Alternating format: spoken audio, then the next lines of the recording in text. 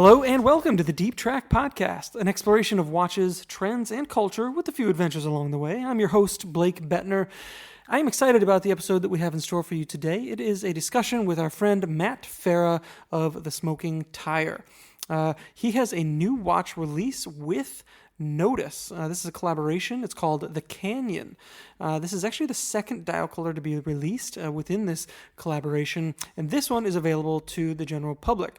We've written about this watch on the site, and it might still be available as this goes live. We'll leave a link to Notice just in case. In this episode, we talked to Matt about the process of designing that watch, the qualities that are important to him, how that translates into some of the automotive space. We talk about watch collecting, we talk about cars. We get into a lot of stuff here, and it's a really fun discussion overall. We appreciate Matt coming on. If you're not following him, you can find The Smoking Tire over on YouTube. They've got a great podcast, and again, we'll leave links to all this stuff down below. All right, without further ado, let's jump over to our discussion with Matt. All right, Matt Farah of The Smoking Tire. Thank you so much for joining me on the Deep Track Podcast. I've been a big fan for a long time. Thanks very much, Blake, and happy to be here for you today. Sorry I only have an hour. Oh, that's all right. We'll make the most of it. There's a bunch that we want to talk about today, but we're having you on because you recently did a collaboration with some friends over at Notice. This is a second collaboration watch that you've come out with them that we'll talk a little bit about. Before we get to that, let's do a wrist check. Matt, what are you wearing today? Well, I'm wearing. I'll take it off so you can see me, even though your audience can't see it. But I'm wearing a Grand Seiko high beat GMT with what they call the urban bamboo dial. Beautiful piece, incredible, Zaratsu polish with the sort of dial that is evocative of a bamboo in the way that only Grand Seiko could pull off. And then I brought the little watch roll here as well, nice. and I brought three other pieces from my collection to talk about. We've got nice. So we can choose from those in a little bit. But today felt like a Grand Seiko day. It felt like so you're a Grand Seiko guy, like you're fully on board with everything that they've got going on. Well, I wouldn't say everything. I mean, I would say as a brand and as a philosophy, I really like what Seiko and Grand Seiko does. I mean, they're vertically integrated. They don't just make cases and dials. They make their own movements. They make their own technology, and I think they offer something for everybody at every price point. You can get I have lots of Seikos and Grand Seikos, and I think you can get a great Seiko watch that'll last a lifetime for $200 or less, and you can get a top of the market Grand Seiko that would rival anything you'd get from Patek or any of the real heavy hitters from Switzerland. For less money than those folks are charging, and less headaches too. If you want to buy a watch from Grand Seiko, they'll sell you one. Yeah. So and I really like what just they're as doing. Interesting on a lot of levels. I think that brings up a few good things that maybe we'll circle back around to. Real quick, I'm wearing a Porsche Design Chronograph 1. Which is kind of an old favorite of mine. I'm a huge fan of this design. I think it works really well. Yeah, they're fun. They're very fun pieces, and I like that you can get one custom to match your car. That's cool. Mm-hmm. Yeah, I like what they're doing as well. Maybe not as interesting orologically as something like the Grand Seiko, but there's a lot of other interesting components about these things that I think we have to appeal to us. So, and I mean, it's not always about horological significance or making your own movements. I mean, I sometimes I care about that. Sometimes I don't. It's not always the most important thing. In fact, I would say the most important thing is that it tells good time, that it fits nice on your wrist, or that it looks good when you look down and look at it, and those things are very important. But I just think because you asked, I think Seiko and Grand Seiko, because they offer very cheap watches and very expensive watches, and they're vertically integrated. I think that's something that's very interesting. Yeah, I agree. I'm a huge proponent of both of those brands, um, and really like what they're doing, especially these days. But I wanted to talk about a watch that you recently released with our friends over at Notice.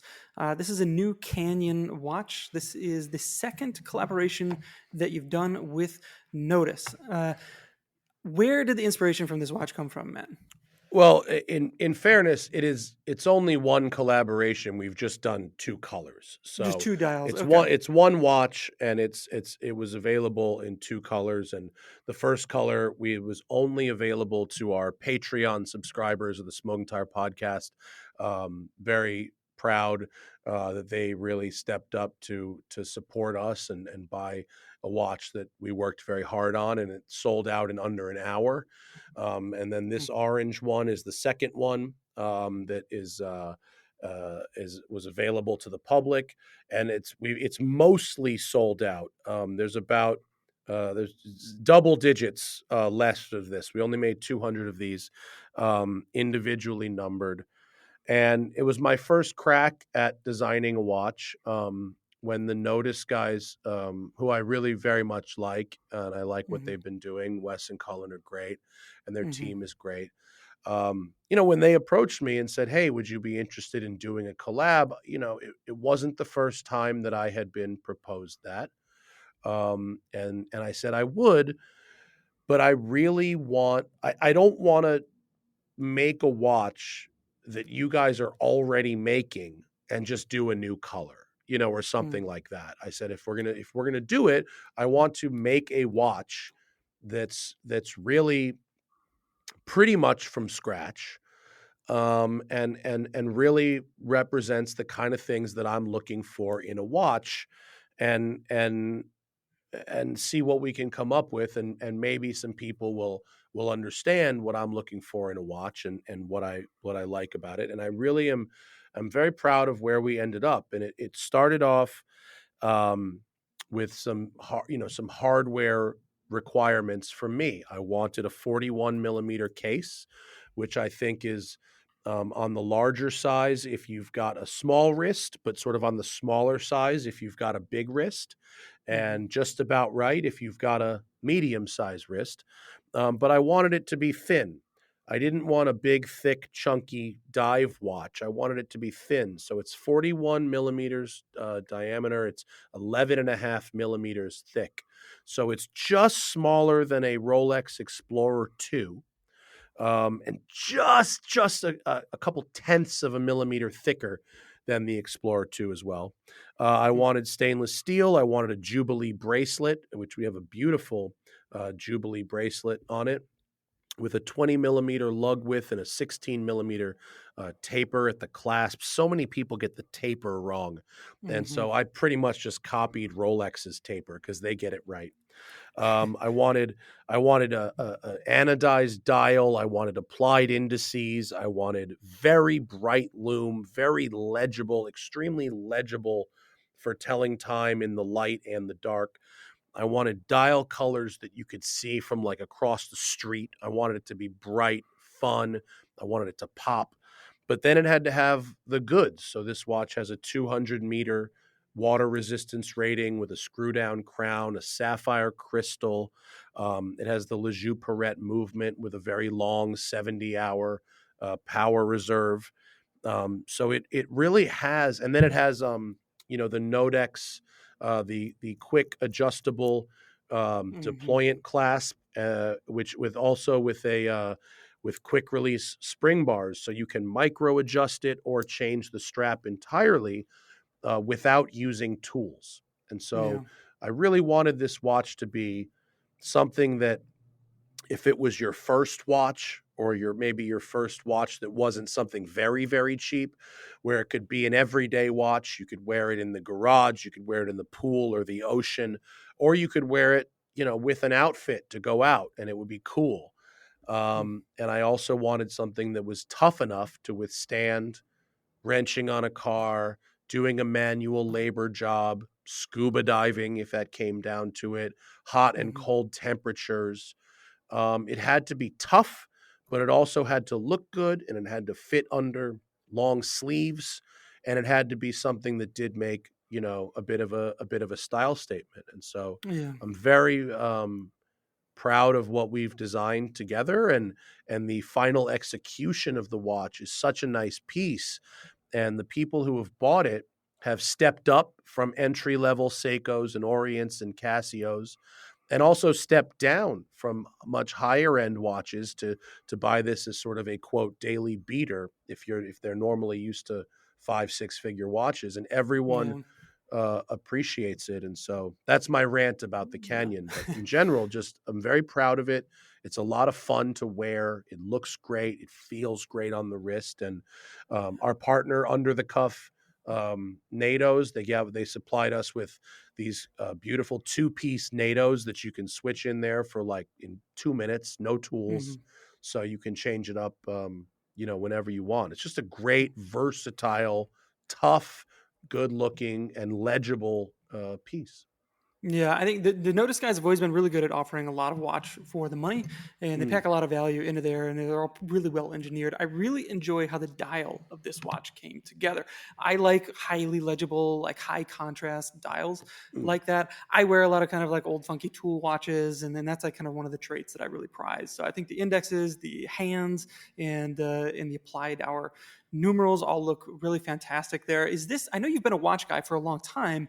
Is this like something that the concept of this, something that you've had kind of like mulling in your head for a while, and then when the right partners came along, you're like, all right, let's do it. No, not really. I mean, I never, I never really thought like, oh, I can design a better watch. It wasn't really that. It was just, as I have evolved in my tastes, I've been privileged enough to be sponsored by not just a couple different manufacturers such as Bremont, but also some retailers like Crown and Caliber and Bob's Watches. And Hmm. as I've gone through my career, one thing that's been cool and sort of helpful is that I've gotten demo watches. So I have an experience of wearing these watches that a lot of other folks would have to pay tens of thousands or hundreds of thousands of dollars for, in some cases just to learn what they don't like. Hmm. There's Hmm. watches that look great on Instagram, and maybe in order to get one on your wrist, you got to spend $10,000 or $20,000, and then you get it, and after a couple of weeks of wearing it, you're kind of like, I'm not actually all that into this one. Yeah. Once it's on my wrist now, because I've gotten these demo watches, I can try one for a month and then give it back, and if I want one myself later, maybe I'll buy it. And a lot of times I learned that just because it looked great on Instagram and I thought I wanted it, it didn't mean that I actually did. And Hmm. so where I've ended up with now, 8 years, 9 years into watch collecting is I like sport watches, mostly stainless steel, 40 to 42 millimeter, relatively thin, ideally under 13 millimeters thick. Needs to be waterproof because even if I'm not going in the pool, I cook a lot. So Hmm. dishes, steam, washing my hands 30 or 40 times a day. Um, I work around cars. I'm not a wrench, but I'm always, up and down and around cars in a garage or whatever. And Yeah. so these are sort of the things I need. They need to be legible. My favorite watches are my Rolex Explorer 2, unbelievably legible, easy to read watch, and my Hmm. GMT Master. And recently I bought a yellow dial Oyster Perpetual 41, and I've really Oh, come to nice. appreciate the thinness of that watch, and also the legibility of my Speedmaster. And there's room in a collection for watches that whose purpose isn't really telling time. Daytona is awful at telling time. What's it good for? It's good for telling people you have a Daytona. I mean, that's what it's for. There's the Sky Dweller, awful for telling time, totally illegible watch, unbelievably overcrowded dial. What's it good for? Showing people you have a Sky Dweller. I mean, I have some sort of art pieces. I love my Argonaut Fordite watch. It's gorgeous. Yeah. It's not Yeah. really for telling time. It's for showing off that stunning dial that's made of car paint. It's an art piece. But in Hmm. my everyday world, and if I was going to design a watch, legibility, legibility, and a nice, easy to read dial, light or dark, is very, very important. So with this Yeah. watch, we sort of benchmarked, somewhere between the Explorer 2 and the OP41, sort of from Hmm. legibility and lume and proportion, as far as Yeah. something that everyone could wear all the time. Yeah. Well, yeah. I mean, I think you made a handful of really good points there, and these things ultimately have to be about something more than just the practical elements. It's the same reason why we Sure. don't all like just drive a Honda Accord that's white because it's practical, right? There are a lot of other emotional elements that go into this, and you've been collecting for a while. You review cars for a living, and and there's something that I've noticed reviewing watches for a living for the past 15 years. Like you said, I get to handle a lot of them, and you start to notice things and pick out things, and maybe even point out little flaws and things in the review because that's your job. But do you think about, and I'm sure it's the same with cars, like the average person that is shopping around for one of these things, they don't get the experience of handling all these different watches or driving all these different cars, so they might not be able to notice or call out one of the negatives, and they might not ever notice it. But if they read one of our reviews and they're like, oh, we're trashing on it for XYZ, but they really like the way it looks, I don't want them to feel bad because they haven't handled 100 watches or driven 100 cars or anything like that to be able to differentiate some of the finer details that we bring out in the reviews. Like I don't Yeah. want somebody to ruin like their view of, they have this emotional connection to this watch or this car, but he said, the seating position is kind of weird, or the toe box is tight, or whatever it is, but only those people that have driven a ton of cars or worn a bunch of the watches would even notice that in the first place. Yeah. I mean, look, whether it's a watch or a car, or any consumer product, from my perspective, as someone who reviews things for a living, the most important thing to me is whether you, consumer, like your car, Hmm. right? I don't need to like it. If you like it and you're happy, great. I don't, your set of criteria and my set of criteria are not the same. Same for a watch. I don't, even if there's a watch that I've put on my wrist and gone, yuck, no. But you bought one and you like it, I'm happy for you. So I have, my set of criteria for how I evaluate stuff. And if you feel like you can relate to that, then I'm probably a good resource for you before you go buy something. If you can relate to some of it and not other parts of it, and that helps inform your decision, well, that's good too. If you go, this guy's an idiot, everything he says is wrong, I don't agree with him at all, then maybe you just should be finding another person to get your information from who you can Hmm. relate to.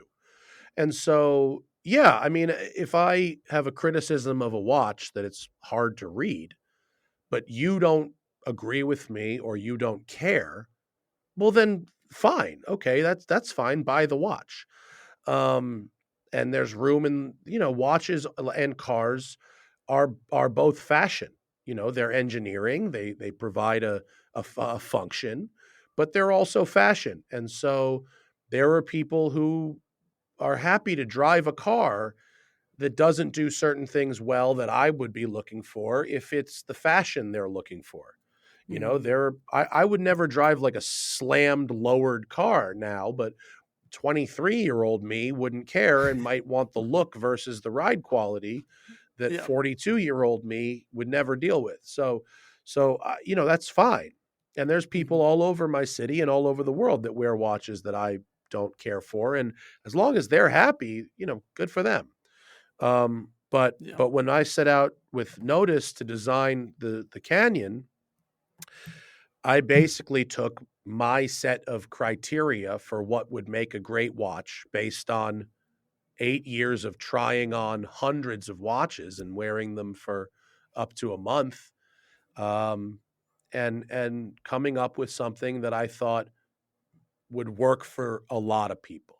Yeah. And Hmm. and I think we have. I think we have. And it's not for everybody. That's okay, but we're only trying to sell 200 watches, so it's, whatever. Yeah, my feeling is that brands that try to make a watch that everyone will like always end up making something pretty boring, anyways. So, Well, uh, look, I mean, first and foremost, I made the watch that I liked. yeah, The yeah, first thing I said to them, I said I want to make a new watch, and I want to make something that I want to wear. That's hmm, the most important thing. Is that I'm not going to do a collab and try and sell it to people to make money, but then end up with a product that I wouldn't also wear. And yeah, so, fortunately, where we started and where we ended, we worked our way towards a product that I do wear. I wear my Notice watches all the time. I have them in both colors, and I wear them, not just because I designed them. I wear them because they really are the watch that I was looking for. They're vibrant and colorful and legible and tough and fun. They fit great. They sit on my wrist great. The bracelets feel great. Um, so I did end up with a watch that I like to wear. Now I have a bunch of watches, so I wear a lot of my watches. I wear them all. And so the fact that I brought it in a watch roll today while wearing a different watch to talk to you doesn't mean anything. It just means that this particular Grand Seiko hasn't gotten wrist time in a month, and I opened the case and I thought it was time. That's all. yeah, Um, yeah, but yeah, I mean, it's. I did design the watch that I want to wear, um, and it's got a lot of the qualities that I'm looking for in my own piece. And I have very expensive watches, and I still take this one out of the case frequently, at least once a week, which is a lot for me, and wear it, because I change a watch every day. hmm, It's pretty much the only part of my wardrobe I even give 2 seconds of thought to. um, and so I take a new watch out every day, and at least one day a week I'm wearing my Canyon because I enjoy it, not because I'm going to yeah. be on camera or I've got someone to sell it to. Yeah. No, I like hearing that your watches need to get worn, and Yeah, that kind of differentiates the people who are just in it to collect. And I'm sure it's the same in the car world where people have all kinds of cars that maybe don't get a whole lot of time on the road or as much as they would like, versus kind of sure. enthusiasts are always kind of looking at it for any chance to get it on a track or in the canyons or whatever it is, right? And so I think that's an important element to this space and being an enthusiast in this space and being feeling like you can use these watches and having options of watches, especially like this, that are made for that purpose, right? I Yes. guess it's a limited, very limited watch. So I could see maybe some people just kind of sticking it in a box and I mean, look, this is not a collector's item. It's yeah, individually numbered, yes. I mean, do I I maybe this becomes a whole brand of Canyon watches, and one day we'll find out that it actually is collectible. But I certainly hope they're not treated that way. I hope hmm, they are worn and enjoyed, um, and just used as they're intended to be used, which is good. I, yeah, I don't mind if you have a whole bunch of watches and you don't wear all of them, and some are investment pieces and some are you know, family heirlooms or whatever, and they don't get a lot of wrist time, that's okay. That's all right. I don't, I'm not gonna judge. yeah, It's whatever makes you happy about however you want to explore the hobby in your own way is fine.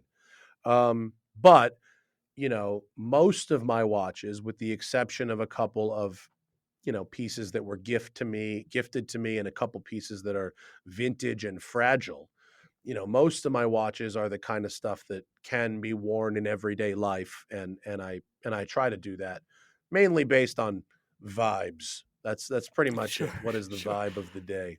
yeah. Well, yeah, it's always fun to kind of watch spot in your videos to see what you're wearing. Mm. And so, just getting back to the Canyon, quick, was there any like ideas or thoughts that you had in mind that you brought to the table that just didn't work out for one reason or another, but maybe got kind of put on the back burner for future collabs, or was there any like limitations, that you were butted up against in the process? The Wes and Cullen were very open to my ideas and actually were able to execute them in a way that was far more accurate to what I wanted than I really thought was possible. I thought there would be more limitations. I didn't When they said we can do anything, I initially was overwhelmed, but then I didn't really realize that they could do anything. And so, coming up with the final two colors was very hard. We started with maybe 20 options. They wanted to do a frozen berry metallic to match my Porsche, Mm-hmm. which I was on board with at first. But as it turns out, frozen berry metallic only works on very big things. It doesn't work on Ah. small things. You need for the smaller the thing. It's actually, although ice pink on a car is an aggressive choice, on something very small like a watch dial, it's actually quite subtle and nuanced. Mm-hmm. And it doesn't catch the light the same way that it would on a big curved car. So the dial colors that we ended up with are actually very bold and bright, and a lot of the more subtle colors didn't make it. Um, but I want to do there. I have ideas for further projects. I'm going to say that no, there's nothing on this watch that I couldn't have that I wanted. Everything that I wanted did make it into the watch, which is really really awesome, and it's great because it is a clean sheet design. I mean, it's very very loosely based on their Sector Sport model, Mm-hmm. but if you look at them next to each other, the case is completely different. The dial is very different. It's a thinner case. The water resistance is much higher. I mean, and there's a list of 10 things that separate it from the Sector Sport. And the Sector Sport is only available in a 38, and this is a 41. Yeah. Um, but we do have ideas for further watches. We're going to do a diver. We're going to do a collab with someone who I've worked with in something else that'll be a very, very, very limited edition special art pieces, which I'm really excited for. Um, Oh, nice. but no, I mean, actually, I would say that, when you have a car, cars and watches are pretty intrinsically linked, right? Engineering and art, right? You Yeah. don't need to like shove it down people's throats. So I find a lot of times when car and watch collaborations happen, they're like way too on the nose. It's like Yeah. it's too much. Porsche design is actually one of the only ones where I think it's okay, and that's because of the nature of that company, right? Yeah. Um, and a lot of other times it's really hokey. So we really tried to keep the car stuff to a minimum on this so that the watch would stand on its own without you having to understand that it's a car guy, watch guy collab. Yeah, Um, I think that's a smart approach, and I like it when watches have a broader appeal beyond just mm, the that kind of a thing, and that's I think the Autodromo Bradley over there I think does a pretty good job of this too, of kind of bringing his vision to life, even if you're not like understanding the references of the sh- Group C or the Group B. sure. They're still neat looking watches at Yeah, the end no, of the day. I think they do a nice job with their color schemes that sort of are evocative of racing liveries in the past. I think they do a nice job. That's like Autodromo, and I think they do a nice job, but that's right on the line of where it Mm-hmm. gets to be a little for me.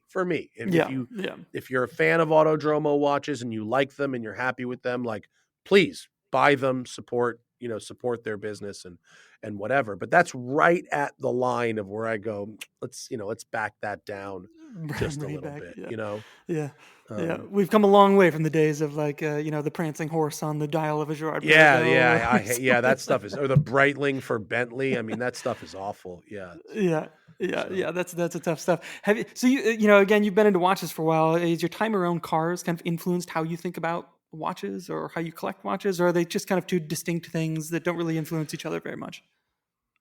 you know, um, they don't really influence each other that much. I mean, the kind of things that make cars special to me versus you versus someone else are related to the kind of things that make watches special. Well, this one, in the 88 they did this, whereas in the 87 they did this, whereas in the this, and you can Hmm. see the little nuances of changes and what makes one special.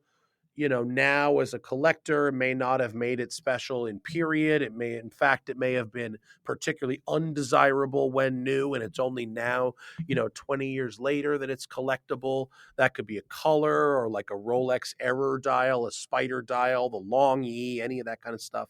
Hmm. Um, there's real obvious connections like the like timing of races and stuff like that, but it's not it's for me it's not really like that. I mean, I like to say that a watch is like a car that comes into the bar with you, you know? Sure. It's Yeah. it's it's the same mindset of this car is a part of my outfit, it's a part of my costume, it's a part of my identity. And I don't wear a lot of jewelry, and a lot of men don't wear a lot of jewelry, but a watch is sort of that, but it comes with you when you leave your car at home. It can I don't have a problem with a watch being a trophy. It Hmm. says I've done something.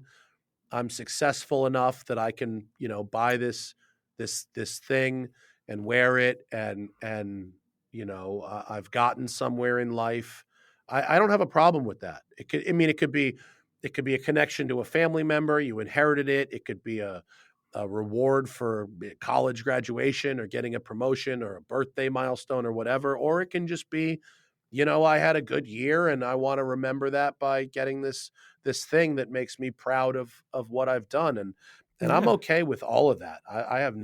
no issues with any of that kind of stuff. And I wear watches. I wear expensive watches and I wear cheap watches, and I get the same amount of satisfaction out of both internally. But but there are definitely times where I'm going out to dinner or going to a meeting with someone, and I'm going to strap on the gold Daytona because I Hmm. want you to know that I got here, and Yeah. I'm here at this table with you, oh, and your Daytona's steel and my Daytona's gold. Yeah. And Yeah. and I'm not, there's a lot of guys that and gals and whatever that will not come out and say that. And so I'll come out and say that, and that's okay too. It's all okay. Daytona guy can beat Daytona guy. It's okay. Yeah. Yeah. What reference is your gold Daytona? Is it a? I'm assuming it's like a yellow gold or a pink gold. It is a yellow gold, and it has the Tahitian black mother of pearl dial. Ooh. Okay. Yeah, I'm Interesting. really a big fan of the Tahiti. I love Tahiti. Tahiti is one of my favorite places to go. It's a totally amazing and unique place. And when I first went there, I was so bummed that they had all this Tahitian black pearl stuff, but it was all Hmm. super like femme women's jewelry, the pearls and the necklaces and all that stuff. And they had like nothing for men. And when I came home, I started talking to this dude who customizes Seikos for me. Shout out to N Horology Lab on Instagram. And he was like, I can do a Tahitian black pearl Seiko dial. And he made me this unbelievable diver, totally custom with this fantastic Tahitian black pearl dial. And then, and it's gorgeous and I still love it. I wear it all the time. And then when I turned 40, I thought I'd get myself a watch for my 40th birthday. And I discovered that there was a Tahitian black pearl Daytona, so I found the way to scrounge up the cash and get that. And so I have that now as well as this. And then if you can see on the screen, I just worked with the dial artist in England, and this is my Rolex Explorer 2, and Uh-huh. I had him hand paint a map, a satellite map of Bora Bora on the dial, because Whoa. this is the Okay. watch that I wore to Tahiti when I went. Hmm. And I thought that I always wanted to customize a Rolex, but I was never that into like the blacked out PVD stuff they were doing. But Hmm. I saw this guy, the dial artist on Instagram, who does this micro artistry with these Oh hand man. painted dials. And I was like, would you paint a map of Bora Bora on my dial? And he was like, that sounds awesome. And so he left the crown, but took all the writing off of the dial. And it's like a little world in there. Yeah, And that's so, incredible. And this is a 116570 with a black dial here that has been modified. We'll have to get a picture of that or link to a picture here down in the show yeah, there's notes for some people so photos so on you can my see it. Instagram as well as on the dial artist Instagram. I can send you photos later. Um, but it's, so I have a special relationship with Tahiti. I really love it. And the black pearl and that map thing is really cool. So yeah, I do have the Tahitian Black Pearl Daytona, which is pretty awesome. I don't wear it that often because I'm not really a gold guy. Yeah, yeah, Um, but I do try and wear it. I'm not like a pussy about it, but yeah. there's only so many times that the gold comes out. Yeah, and you own it, right? And is it weird to have a white gold Daytona? Like if you're gonna go with No, precious metal Daytona, you just go all no. in and do. And there's an amazing white gold with a Tahitian black pearl dial and diamond indices. That one is Mhm. super boss, but I couldn't quite swing that one when it was time to go shopping. Maybe sometime in the future if I hit another home run somewhere, I can grab that. Yeah, and it's a work of art, just like the Argonaut that you mentioned Mm. in Black Badger's a good friend. We'll have him on the Yes, show pretty James soon here as well. rules. Yeah, he's Yeah, great. James, he's an amazing guy, and what they did with that watch, where each one is unique, and it kind of like begs a question, like, what is that? How did they do that? And then, of course, there's this whole like interesting story, and it's almost like unbelievable. It's like, what? That came from what? And Well, you're that's a making this out of great. it? I mean, those are for people who don't know what you're talking about. The dial is made of something called Fordite, which is hardened car paint, literally paint that drips off the cars they're painting at the Ford factory, and it layers up on the floor of the factory, and once it hardens, they mill out blocks of it, and Mhm, depending on how you cut into it to create these thin dials, the patterns can be very different and very unique. So you can cut it vertically and you can get this very horizontal sort of striped pattern, or you can cut it horizontally and get this very weird sort of blobby pattern, or you can cut it at different angles to get something in between where it's sort of a wavy stripe, like a big like a fingerprint wave almost. And so yeah. when I saw that James was working with Argonaut for actually originally like 2 years ago, I said, Hmm. "Hey man," because he made me a Fordite ring, and I said, "Hey Yeah, dude, yeah. would you make me a watch dial for a custom Seiko build?"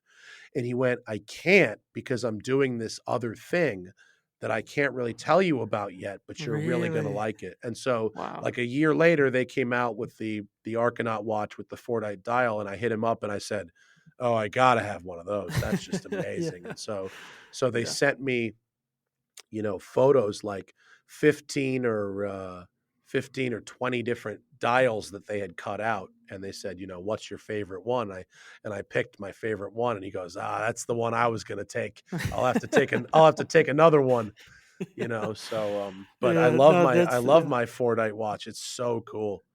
this watch also the dial's easy to talk about, but the crown system and structure on this watch I think is also really interesting, and it's one of those things that it's kind of hard to explain, but once you feel it and play with it, how it kind of like because it's not a round crown, it's a square crown, Right. so it will spin freely, and then it kind of like has a magnet that pulls it back into place or something like that Yeah. when you push it back in. It's one of those. It's like a quirk and feature that Doug DeMuro would find on watches. Like this is that kind of a thing that you would never really notice until Yeah. somebody points it out to you. Yeah, I mean, it's just you end up with a very this it's they're from Denmark, and so it's this very Hmm. Scandinavian vibe, the case and the straps, the way it's all integrated, and so yeah, when you take the crown out to wind it, to set the time, you then can push it in one notch, and it becomes a free spinning crown, so you can Hmm. get it back to the zero position to lock it in place. It's pretty cool stuff. Yeah, Yeah, beautiful it's a fun piece. watch for sure. Yeah, yeah, yeah. Yeah, and we'll leave a link to this down below in the show notes, as well as the the Daytona that you mentioned. I imagine that dial doesn't help legibility much either, but at that point you just kind of lean into No. it and you're like, ah, No, I whatever. don't I don't care. I can't tell time for anything while I'm wearing that watch. So it's not about that. It's not what it's for. I got other watches that are for telling time, not that one. Yeah, it's Yeah. funny. I think that a lot of watches these days, or at least like I've noticed over the last couple of years, have kind of tried to kind of skirt above the genre lines and kind of live in this kind of gray space of this like kind of go anywhere, do anything type of watch, where it can be kind of dress it up, dress it down. It can be a sport watch. It Mm. can, like Grand Seiko, I think is a brand that what are they? Do they what doesn't have to have a label? It doesn't have to be a dive watch or a pilot watch or this. And like who's a pilot or a diver. Anyways, like I know some people are, but most of the people buying these things aren't. So it has to mean something else to them, right? And it really Right. just becomes like an aesthetic code that's attached to dive watch pilot watch, Yeah, I field mean, watch, right? dive watch is sort of has taken on this sort of we obviously don't need these watches for diving anymore. We use dive computers now. Yeah. But I think there's another similarity between watches and cars. We want our watches and our cars to be capable of far more than we will ever need. you Yeah. know, Yeah. if you buy a car and you need to tow a 1,200-pound trailer, why are you buying an F-150 that can tow 12,000 pounds? You can tow that Yeah. with a Yeah. Golf, with a Yeah. Volkswagen Golf. It's the sea If I'm dweller of Yeah, of cars, yeah, right? yeah, and why does anyone need a watch that can go hundreds of meters deeper than the human body? Why are we still even developing that technology? That is now a solved problem. Go as hmm deep as your body will allow, the watch will be fine. Yeah. Yep. So, yeah, so it's human nature to want to push that engineering and then to own that engineering. hmm hmm So it is funny when when you see someone with like a deep sea and you're like, where are you going with that? What are we doing over here? I want waterproof. If you can make it very waterproof without making it crazy huge, that's great. hmm It makes me feel good that I can go in any type of water, without having to worry about my watch, and that makes me feel good. But beyond a certain point, it does get a little ridiculous. And Yeah. Yeah. when I I think have a pilots watches, I just think legibility, and legibility is good. Nothing wrong with yeah. legibility. Yeah, that should be just like kind of a main feature, and I can't help but think of some of the new cars that come out that are kind of like half small SUV, half sedan, and it's kind of like trying to be everything a Well, little look, bit. we turned sedans and wagons into sport utility vehicles, and then we hmm started turning sport utility vehicles back into sports sedans, yeah, right? yeah, And now they're sloping the roofs back. They're turning them back into sports cars, into like coupes. fastbacks. Yeah, Yeah, now why are we having SUV coupes now? Like what exactly is this for? You're gonna complete the circle pretty soon, and just be yeah, back where we were. So yeah, yeah. I It's like funny. I me and my watches and my cars, um, although they're sort of I do have a consistency a bit about what I collect of both. I like to use a different one for a different type of task, and they have different, so if I was to have three cars, I'd have an SUV, a proper SUV or a truck. I'd have hmm a new sports car, and then I'd have a classic car. And hmm that covers your three, use cases. Yeah, yeah. So Does it depend on like what day of the week you'd get asked that question that like all three of those choices would be different cars? Or do you have like, oh, I know exactly what those three cars would be and that doesn't it's change? not day of no, no. I mean, exactly what cars I would choose. I mean, Yeah. I'm I don't live like other people. I'm always testing stuff. I've always got a new press car, and so I don't live as if this is the one car I've got to live with all the time, for Yeah. everything. So it's tough Yeah. for me. I mean, if I was, I suppose, assuming a pretty decent sized budget, I'd probably have a Cayenne or a Macan or maybe like a Rivian for my utility needs and carrying people. I had my Porsche 718 Spider is hmm a phenomenal modern sports car, and some kind of 80s or 90s Ferrari would be a great Oh, classic. My okay. Ferrari 328 is all kinds of fun, Uh-huh. um, and Yeah. and has that classic car vibe, but still works most of the time. So I like that.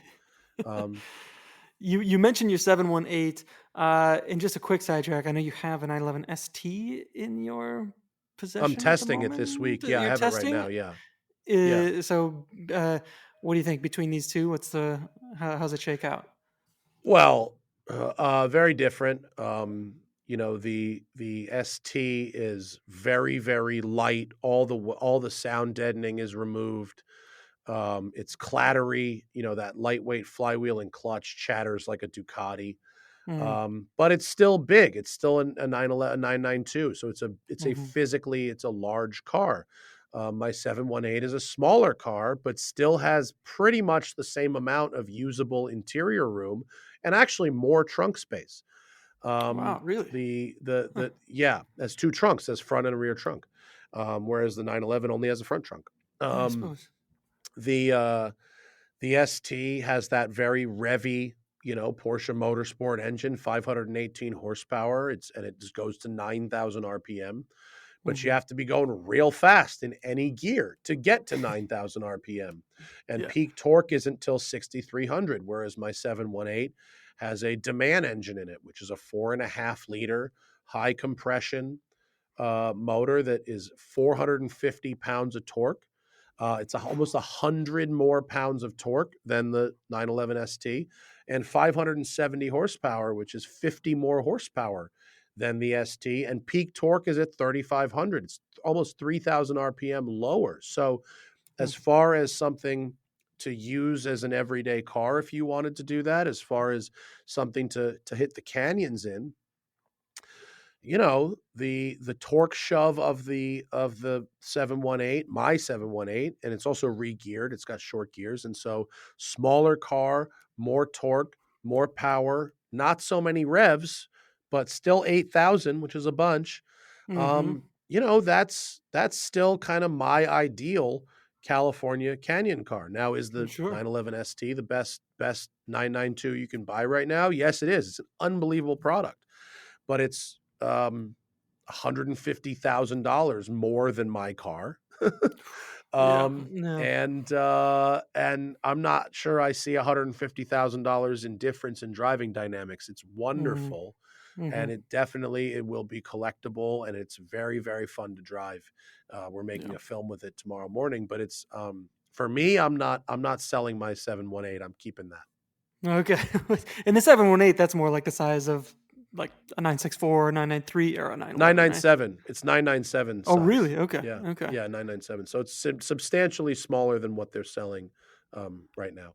Yeah. Man, they made that big of a jump between 997, 991, and now 992, I suppose, right? These got to be pretty big Yes. cars. Man. Huh. Well, I look forward to the video on that one. It's a great looking car. I will say that. Yeah, yeah. Yeah, the video will be good, and there's going to be a story for Road and Track as well. Oh, nice. Okay. All right, Matt. Well, I know you are coming up against the time thing. I really appreciate your time today. Where I've can people got I've go got a find few. I more got of about you? 5 minutes left. Yeah.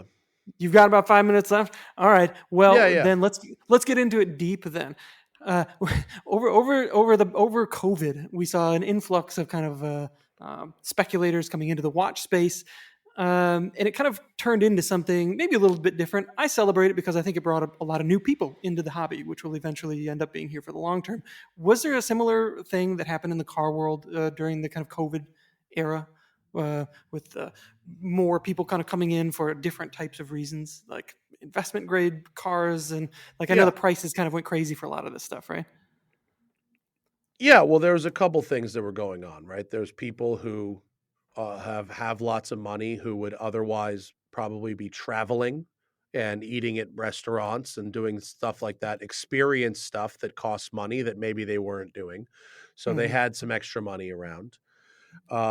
There were people who started to think, when people were dying of COVID, life is short. Mm-hmm. I don't know when I'm going to die, so let me buy the thing that I want or I've always been dreaming of now.